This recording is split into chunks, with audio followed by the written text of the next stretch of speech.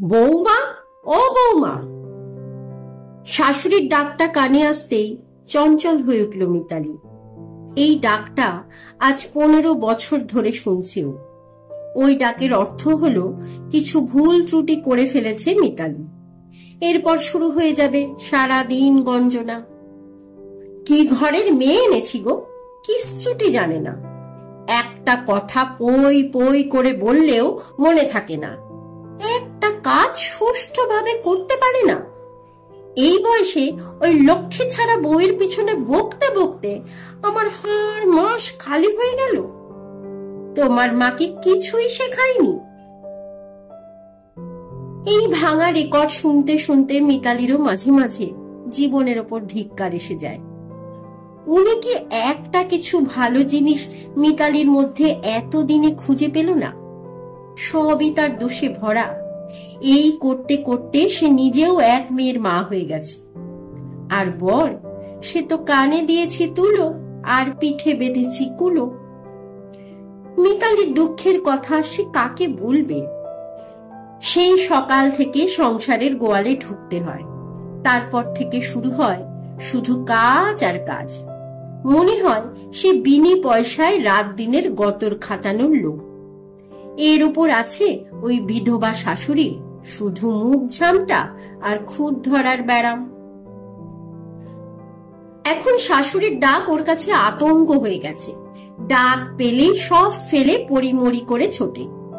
তারপর মাথা নিচু করে তার নিজের অপকর্মগুলো শাশুড়ির গলায় শোনে।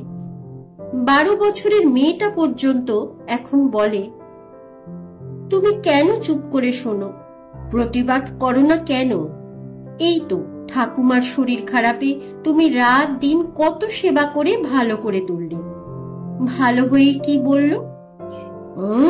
বৌমার ওই কেঠো কেঠো হাতে মাথা টেপাতে আরো মাথা ধরে যায়। কি বলবে মিতালি? চারিদিকে তাকায় ভয়ে ভয়ে। আবার শাশুড়ির কানে না যায় কথাগুলো। তাহলে বাড়ির কা কোড়া আর চিল পড়া শুরু হয়ে যাবে। ছেলে অফিস থেকে ফেরার অপেক্ষা।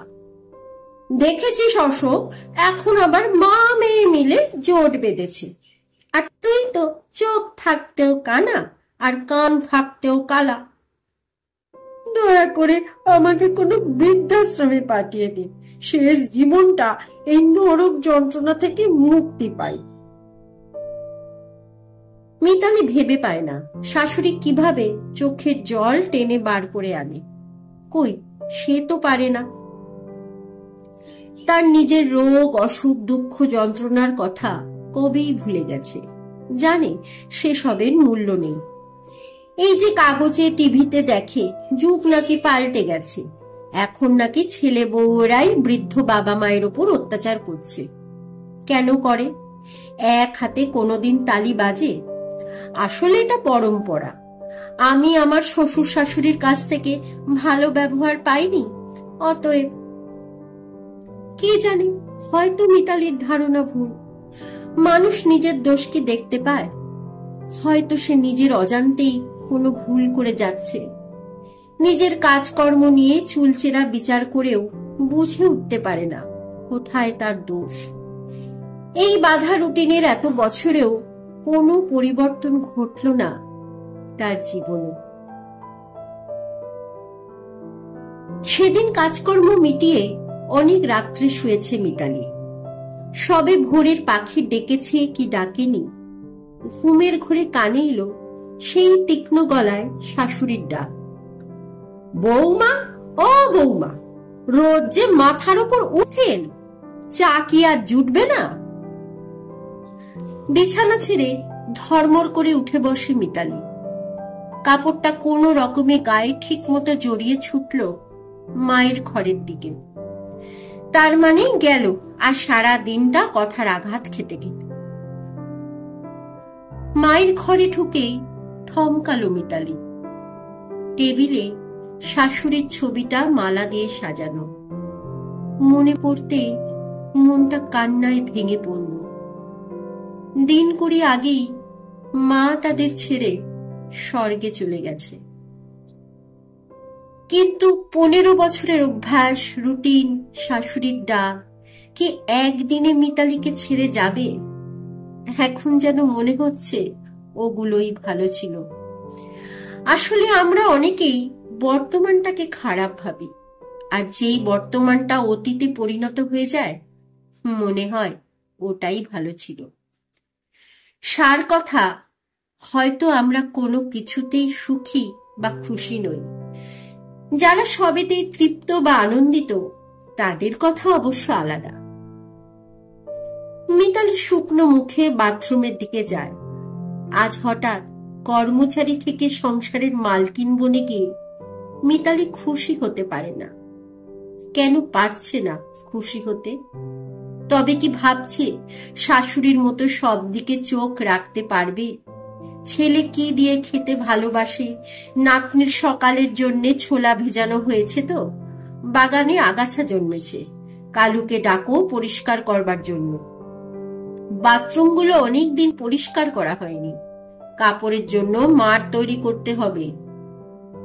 মিতালি যত চিন্তা করছে তত মাথা গোলমাল হয়ে যাচ্ছে। বাথরুম থেকে বেরিয়ে ঘরে এসে দেখে 12 বছরের মেয়ে তাতাই তখনও ঘুমিয়ে। কি হলো, মাথার ওপর রোদ উঠে গেল, এখনো ঘুম ভাঙার নাম নেই? এদিকে সৃষ্টির কাজ পড়ে আছে। মিতালির ওই রকম গলায় কথাগুলো শুনে স্বামী আর মেয়ে দুজনেই বিছানা ছেড়ে উঠে অবাক চোখে তাকিয়ে থাকে।